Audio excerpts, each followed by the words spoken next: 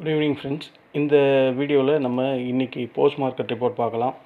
ஏன்னா நாளைக்கு market leave, அதனால் இன்றைக்கி போஸ்ட் மார்க்கெட் ரிப்போர்ட்டை பார்த்துடுவோம். நாளைக்கான வெனஸ்டேக்கான ப்ரீ மார்க்கெட் ரிப்போர்ட்டை நாளைக்கு போடலாம். அதுக்கு முன்னாடி யூஎஸ் மார்க்கெட்லாம் இன்றைக்கி ட்ரேட் ஆகி முடியும். இன்றைக்கி மார்க்கெட்டில் நம்ம ஆல்ரெடி டிஸ்கஸ் பண்ணது தான். நான் ஏற்கனவே சொல்லியிருந்தேன், மார்க்கெட்டில் கண்டிப்பாக கேப் டவுன் வர்றதுக்கு தான் வாய்ப்பு அதிகம் அப்படின்னு. ஆனால் நான் இவ்வளோ கேப் டவுன் எதிர்பார்க்கல. ஓகேங்களா, கேப் டவுன் வரும்ன்றது கன்ஃபார்மாக எனக்கு தெரிஞ்ச நியூஸு. ஏன்னா மார்க்கெட்டை நம்ம டெப்த்தாக அனலைஸ் பண்ணும்போது இந்த யூஎஸ் இந்த பேச்சுவார்த்தை பாகிஸ்தானில் அது நிராகரிக்கப்பட்டதில்லை, அதனால் அது கீழே தான் வரும். அந்த மாதிரி ஒரு ஆப்ஷன் வந்தால் க்ரூட் ஆயில் கண்டிப்பாக ஃபஸ்ட்டு ஸ்பைக் ஆகும். அதுதான் ஃபஸ்ட்டு ஸ்பைக் ஆகும்.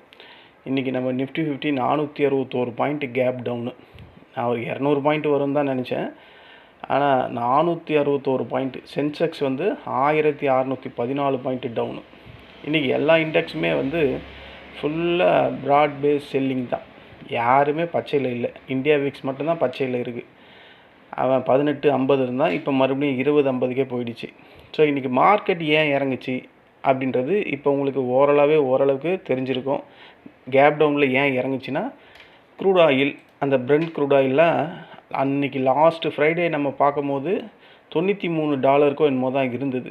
ஆனால் இன்றைக்கி காலையில் அவன் ட்ரேட் ஆனது நான் பார்க்கும்போது 102 103 கிட்டே இருந்தான். இது இருக்காம பாருங்கள், 103.86 வரையும் ட்ரேட் ஆச்சு காலையில்.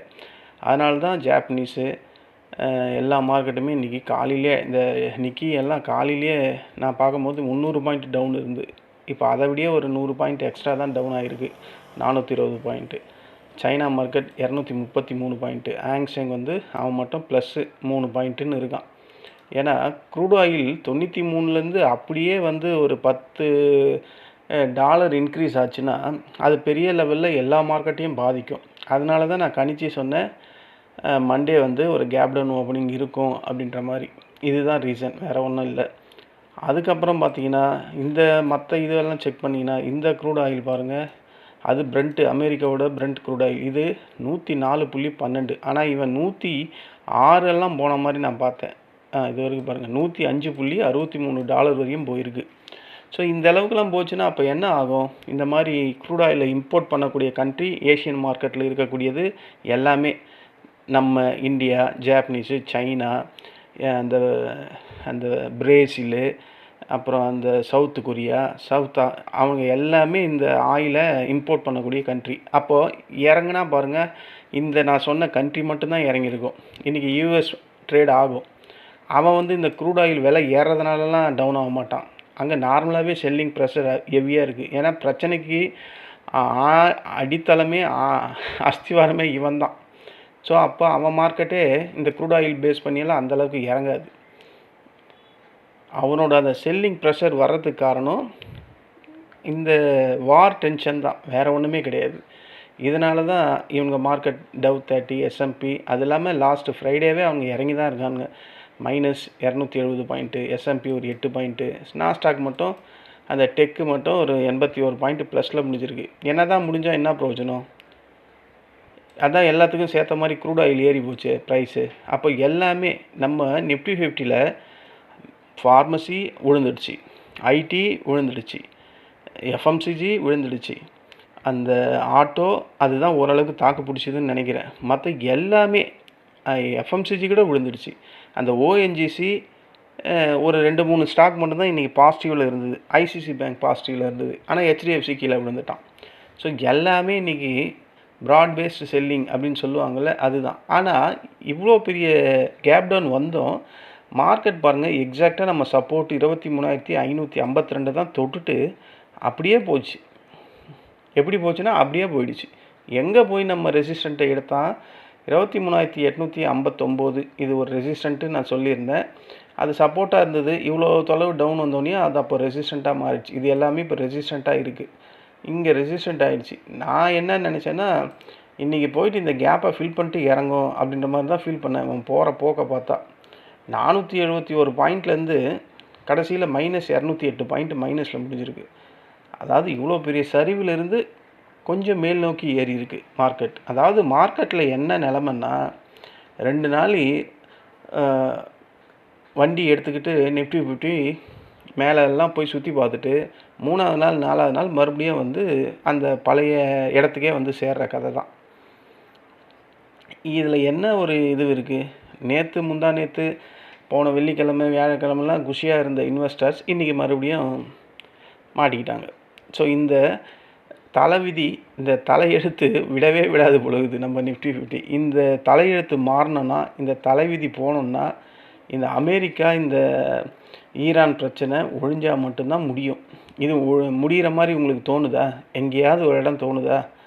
இவன் பேச்சுவார்த்தைக்கு போன இடமே சரி கிடையாது பாகிஸ்தான். அந்த இடத்துல போனாவே இங்கே ஆல்ரெடி அந்த இந்தியாவில் இருக்கக்கூடிய ஈரான் தூதரகம் அப்போவே சொல்லிச்சு, பாகிஸ்தானில் செட்டே ஆகாது அந்த இடம்னு. அதுக்கேற்ற மாதிரி ஆகிப்போச்சு. எந்த ஒரு பேச்சுவார்த்தையும் 21 மணி நேரம் பேசி என்ன தான் பேசியிருப்பாங்க? எனக்கு அது ஒரு ரொம்ப நாளாகவே டவுட்டாக இருக்குது. 21 மணி நேரம்னு டைமெல்லாம் அவ்வளோ பர்ஃபெக்டாக சொல்கிறான். என்ன தான் பேசுவாங்க?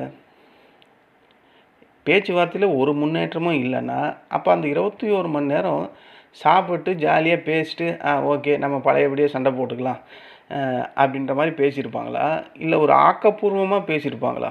நமக்கு சண்டை வேணாம், நாடெல்லாம் கஷ்டப்படுது, எல்லா உலக நாடுகள் எல்லாம் ரொம்ப க்ரூட் ஆயில் நம்பி இருக்கிற நாடெல்லாம் அல்லோலப்படுது, அதை பேஸ் பண்ணி பேசுங்கிறாப்பா அப்படின்னா, இவனுங்க என்னமோ என் ஒப்பந்தத்தை அவன் ஒத்துக்கல, இவன் ஒப்பந்தத்தை இவன் ஒத்துக்கலன்ட்டு பேசிக்கிட்டு முடிச்சிருக்காங்க. என்னை பொறுத்த வரையும் இந்த அமெரிக்கா தாங்க எல்லாத்துக்கும் பிரச்சனை. அது இந்த உலக நாடுகள்லாம் நான் முன்ன சொன்னேன் பார்த்தீங்களா, இந்த உலக நாடுகள்லாம் ஏன் தான் கம்முன்னு இருக்கோ அப்படின்னு எவனுமே கேள்வி கேட்க மாட்டான்.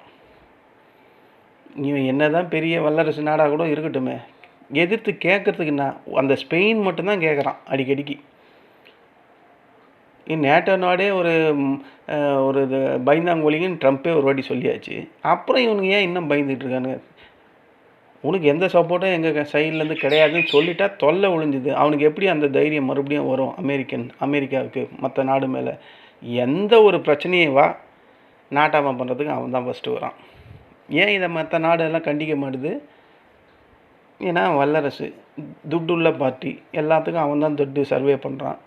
இங்கே நம்ம ஊர்லன்ட்டில் எந்த உலக நாட்டில் எந்த பக்கம் போனாலும் பணம் இருக்கவன் என்ன பண்ணாலும் அது தப்பே கிடையாது. நான் என்னமோ நம்ம ஊரில் தான் நம்ம நாட்டில் தான் அப்படின்னு நினச்சேன். இது உலகம் ஃபுல்லாகவே இப்படி தான் இருக்கும் பொழுது. அரசியல் நம்ம பேசாமல் இருக்கவே முடியல. ஒவ்வொரு சின்ன சின்ன விஷயம் பேசினாலும் அதில் அரசியல் வந்துடுது உள்ள. நம்ம போஸ்ட் மார்க்கெட் ரிப்போர்ட்னு பேச ஆரம்பித்து அது வேர்ல்டு பாலிட்டிக்ஸாக மாறிக்கிட்டு இருக்கு. சரி, அதை விட்டு தொலைவோம். எதை பேசினாலும் அது அரசியலாக தான் வருது. நம்ம மார்க்கெட் இறங்கிறதுக்கு ரீசன் வந்து குளோபல் வீக்னஸ் ஒன்று, ரெண்டாவது 2 நாள் 3 நாள் வியாழன் வெள்ளி புதன்லாம் மார்க்கெட் நல்ல ஹையில் இருந்தது. ஸோ ப்ராஃபிட் புக்கிங் நடந்திருக்கு. பத்தாவதுக்கு எப்போவுமே முதுகெலும்பாக இருக்கக்கூடிய பேங்க் நிஃப்டி, ஐடி, இந்த ஆயில், எஃப்எம்சிஜி இதெல்லாம் இன்றைக்கி கீழே விழுந்திருக்கு. ஹை வெயிட்டேஜ் எல்லாம் கீழே விழுந்தால் இந்த மாதிரி தான் இருக்கும். எஃப்ஐஎஸ் இன்றைக்கி செல் பண்ணியிருக்காங்களா பை பண்ணியிருக்காங்களான்னு எனக்கு இன்னமும் ஒரு கன்ஃபியூஷன் இருந்துக்கிட்டே இருக்குது. எஃப்ஐஎஸ் செல் பண்ணியிருந்தால் இந்த அளவுக்கு பழனி படிக்கட்டு மாதிரி கேண்டில் ஸ்டிக்ஸ் போயிருக்காது. எங்கேயோ ஒரு இடத்துல கண்டிப்பாக இந்த 9லேருந்து 11 மணிக்குள்ளே எங்கேயாவது ஒரு ஸ்ட்ராங்கான 12 மணியா 12 வரையும் போயிருக்கு. எஃப்ஐஎஸ் செல்லிங்கில் இருந்தால் கண்டிப்பாக ஒரு ஸ்ட்ராங்கான செல்லிங் ப்ரெஷர் வந்திருக்கும். எனக்கு என்ன தோணுதுன்னா, எஃப்ஐஎஸ் இன்றைக்கி பையிங்கில் இருப்பாங்களோ அப்படின்ற மாதிரி தோணுது. இது எனக்கு தான் தோணுது. மற்றபடி ரிப்போர்ட் வந்தால் தான் பார்க்கணும். ஏன்னா எஃப்ஐஎஸ் பிஹேவியர் வந்து இந்த மாதிரி இருக்காது. இவ்வளோ 9லேருந்து 12 வரையும் மார்க்கெட்டை ஏற விட்டுட்டு எல்லாம் பார்த்துக்கிட்டே இருக்க மாட்டான். ஒன்று இந்த கேப்பை ஃபில் பண்ண முன்னே அடிச்சிருப்பான், இல்லைனா இந்த இடத்துலையே அடிச்சிருப்பான். 23,760 அங்கேயும் அடிக்கலை. ஸோ சம்திங் எஃப்ஐஎஸ் வந்து பையிங்கில் இருக்கலாமோ அப்படின்ற மாதிரி எனக்கு தோணுது. வேறு ஒன்றும் இல்லை. இன்றைக்கி கீழே வந்த சப்போர்ட்டு ஸ்ட்ராங்கு, அதனால் மார்க்கெட் அங்கேருந்து ஒரு ஷார்ட் கவரிங் ரேலி நடந்திருக்கு. இதுதான், அதாவது டெக்னிக்கல் பவுன்ஸ் அப்படின்னு சொல்லுவாங்கள்ல, அதுதான் இன்றைக்கான மார்க்கெட் ஏறினதுக்கான ரீசன். மற்றபடி மார்க்கெட்டில் ஒரு ரிவர்சஸ் புல்லிஷை நோக்கி போகுமா அப்படின்லாம் கேட்டால் நிச்சயமாக அந்த மாதிரிலாம் எதுவுமே கிடையாது. ஓகேங்களா? இது ஒரு டெக்னிக்கல் பவுன்ஸ், அதனால் மார்க்கெட் இங்கேருந்து ஏறி இருக்குது. மற்றபடி வேறு ஒன்றுமே இல்லை. இன்னும் அந்த பிரச்சனை பெருசாக உருவாகிட்டே இருக்குது, அந்த ஹார்மோஸ் வழித்தடம். அதனால் இன்றைக்கி யூஎஸ் மார்க்கெட் என்னை பொறுத்தவரையும் கீழே விழும்.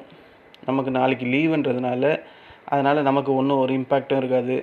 வெட்னஸ்டே மார்னிங் ஓப்பன் ஆகும்போது டியூஸ்டே நைட்டு வந்து யூஎஸ் மார்க்கெட், மற்ற ஏஷியன் மார்க்கெட், டாக்ஸ் இதெல்லாம் ட்ரேட் ஆகும்.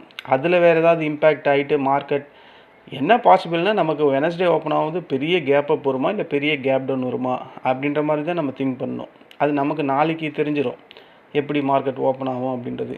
ஏன்னா நமக்கு நாளைக்கு ஒரு நாள் லீவுன்னும் போது இன்றைக்கி நடக்கிறது நமக்கு தெரிஞ்சாலும் ஒன்றும் யூஸே இல்லை. அப்போ நாளைக்கு நடக்கிறது தான் அது நம்மளால் எக்ஸாக்டாக ப்ரிடிக்ட் பண்ண முடியும். அப்போ அதை வச்சு நம்ம கணிச்சிடலாம். இதுதான் இன்றைக்கான போஸ்ட் மார்க்கெட் ரிப்போர்ட்டு. இன்றைக்கி நான் என்ன பண்ணேன்னு கேட்டால், நான் நிஃப்டி 50ல் 5 ட்ரேட் பண்ணேன். 5 ட்ரேடுமே ப்ராஃபிட் தான். லாஸ்ட்டு வெள்ளிக்கிழமை இழந்த 2660 80 அதையும் அதை மாதிரி 2 மடங்கு ரெக்கவரி பண்ணிட்டேன். ஸோ இன்றைக்கி 5 ட்ரேட் எடுத்தேன். 5 ட்ரேடுமே எனக்கு ப்ராஃபிட்டபுளாக தான் முடிஞ்சுது. என் ஃப்ரெண்ட் சர்க்கிள்லேயும் இன்றைக்கி ப்ராஃபிட்டபுள் தான். அதே மாதிரி சென்செக்ஸில் வந்து அங்கேயும் ஒரு கால் கொடுத்துருந்தேன். கால் சைடில் ஒரே கால் தான் கொடுத்தேன். அவன் தான் போய்கிட்டே இருந்தானே, இந்த கால் தாங்க கொடுத்தேன் 10 மணிக்கு ஒன்று வந்து தான் இதை ரீட்ரேஸ்மெண்ட் மாதிரி தொட்டுட்டு ஏறும்னு நினச்சேன். எக்ஸாக்டாக ஏறிச்சு. அதுக்கப்புறம் இந்த ரெசிஸ்டன்ட் இருக்குது பார்த்தீங்களா, 76,450 60 அது வரும்போது ஃப்ரெண்ட்ஸுக்கிட்ட சொல்லிட்டேன் எக்ஸிட் பண்ணிடலாம் அப்படின்ட்டு. இதுலேயே வந்துடுச்சு ஒரு 3,700 கிட்ட. அவ்வளோதான். இன்றைக்கி ஒரு ட்ரேடு தான் சென்செக்ஸில். இருக்கிற ப்ரோக்கரேஜ் கட்டவே முடியலைங்க. ஒரு ட்ரேடு இப்போ இந்த மாதிரி ஒரு பெரிய ப்ராஃபிட் வந்ததுன்னா ஒரு ட்ரேடு அவன் எப்படியும் ஒரு 80 ரூபா 70 ரூபா வாங்கிடுவான். டேக்ஸு, ப்ரோக்கரேஜ் அது இது எல்லாம். இது மோர் தென் ட்ரேடுன்னும் போது சப்போஸ் அது ப்ராஃபிட் வந்தால் தான் ஆச்சு. இல்லைனா லாஸஸே, நம்ம லாஸஸ் வந்தாலும் ப்ராஃபிட் வந்தாலும் 5-6 ட்ரேட் பண்ணாவே 1300 400ன்னு வந்துடுது. அப்போ அதை கட்டி தானே தீரணும். அதனால் ஒரு ட்ரேட்லேயே முடிச்சிட்டேன் சென்செக்ஸில் ஃப்ரெண்ட்ஸ் குரூப்பில். அவ்வளோதான். நிஃப்டி 50ல் 5 ட்ரேட் பண்ணதில் இதில் ஒரு ட்ரேட் பண்ணோம். 5ல் நான் 5மே இன்றைக்கி ப்ராஃபிட்டபிள் டே தான். எனக்கு நல்லபடியாக முடிஞ்சுது மண்டே. நான் எப்படி இருந்தேன்னா, கால் சைட்லேயும் இருந்தேன், புட் சைட்லேயும் இருந்தேன். ஏன்னா மார்க்கெட் நான் இந்த சப்போர்ட் வந்து ரெசிஸ்டண்ட்டாக மாறுற இடம்லாம் நான் சூஸ் பண்ணுவேன் எப்போவுமே. அந்த நேரத்துக்கு அந்த இடத்துல ஆப்ஷன் செயின் என்ன சொல்லுது அப்படின்றத பார்ப்பேன். அதுக்கேற்ற மாதிரி எடுப்பேன். ஆனால் இங்கேருந்து நீங்கள் பார்த்தீங்கன்னா நிஃப்டி 50ல் பெரிய ஒரு ஸ்ட்ராங்கான கேண்டில் எதுவுமே இல்லை. 12 மணி வரையும் இந்த ஒரு இடம் வந்தது 10:15. அப்புறம் இந்த ஒரு இடம் வந்தது 9:45. மற்றது எல்லாமே சின்னதாக அப்படியே, அதாவது மெதுவாக மலை மேலே ஏறும் போது எப்படி மெதுவாக ஏறுவோமோ அது மாதிரி மெதுவாக மலை மேலே ஏறி போயிட்டான். அது இறங்கும் போது தான் தெரியும் எவ்வளோ ஸ்பீடாக இறங்குறானா இல்லை அங்கேருந்து குதிக்க போகிறானா அப்படின்றது வெட்னஸ்டே தெரிஞ்சிடும். இதுதான் ஃப்ரெண்ட்ஸ் இன்றைக்கான போஸ்ட் மார்க்கெட் ரிப்போர்ட்டு. மார்க்கெட்டில் நிலவரம் சரியில்லை. பிரெண்ட் க்ரூட் ஆயில் $102.55 ட்ரேட் ஆகுது. இது இன்னும் இன்க்ரீஸ் ஆகிறதுக்கு தான் வாய்ப்பு இருக்குது. இது இப்படியே படிப்படியாக இன்க்ரீஸ் ஆச்சுன்னா வெட்னஸ்டே நமக்கு பெரிய கேப் டவுன் கிடைக்கும். ஓகேங்களா? ஏன்னா இப்போது எல்லாத்துலேயுமே நாட்டாமை அப்படின்னு சொல்லக்கூடிய அமெரிக்காவோட வார்த்தையை எனக்கு தெரிஞ்சு கொஞ்சம் கொஞ்சமாக எல்லா நாடும் அப்ஜெக்ஷன் பண்ண ஆரம்பிச்சிச்சு. ஸோ இனிமேல் அந்த எல்லாத்துலேயும் மூக்கு நுழைக்கிற அந்த தன்மை அமெரிக்கா கிட்டேருந்து சுத்தமாக போயிடுமோ அப்படின்ற மாதிரி எனக்கு தோணுது. போனோம். யார் வீட்டில் குழாயில் தண்ணி வந்தாலும் இவன் வந்து நாட்டாமை பண்ணுறது எப்போ பாரு. அந்த தண்ணியே இருக்கக்கூடாது. உன் கண்ட்ரிக்கு என்ன வேணுமோ அதை நீ பண்ணிக்கோ. அந்த மாதிரி இருக்கணும். அந்த மாதிரி இருந்தால் தான் இந்த மாதிரி பிரச்சனையே வராது. எல்லாருக்கும் அந்த ஆர்மோஸ் வழித்தடத்தில் கப்பல் வந்துக்கிட்டு தான் இருக்குது. இவர் என்ன எல்லாத்துக்கும் அதை நாங்கள் ஆக்கிரமிப்போம், அதை பண்ணுவோம், இதை பண்ணுவோம், என்னத்த சொல்கிறது. எல்லா கப்பலும் வந்துக்கிட்டு தானே இருக்குது. அவங்க ஈரானுக்கு யார் எதிரியோ அந்த கப்பல் மட்டும் தான் அலோவ் பண்ணல. மற்றதெல்லாம் சகஜமாக வந்துக்கிட்டு தானே இருக்குது. என்னவோ தெரில. ஒழுங்காக இருந்த வழித்தடத்தை மூடினதே நீங்கள் தான். அதை சொல்லி இதை சொல்லின்ட்டு இப்போ மறுபடியும் திறக்க வைப்பேன்னா அது ஆல்ரெடி திறந்து தானே இருக்குது மற்ற கண்ட்ரிக்கெலாம். என்ன ஒரு அடாவடித்தனம். இதெல்லாம் ஐநாவும் கேட்காது, உலக நாடும் கேட்காது. சரி ஃப்ரெண்ட்ஸ், மறுபடியும் அரசியல் உள்ளே வந்துட்டேன். நம்ம இதோடு நிறுத்திப்போம். இந்த போஸ்ட் மார்க்கெட் ரிப்போர்ட்டு வெட்னஸ்டேக்கான ப்ரீ மார்க்கெட் ரிப்போர்ட்டை நான் நாளைக்கு போட்டுடுறேன். இந்த வீடியோ உங்களுக்கு பிடிச்சிருந்தா என்னுடைய சேனலை சப்ஸ்கிரைப் பண்ணுங்கள். நன்றி, வணக்கம்.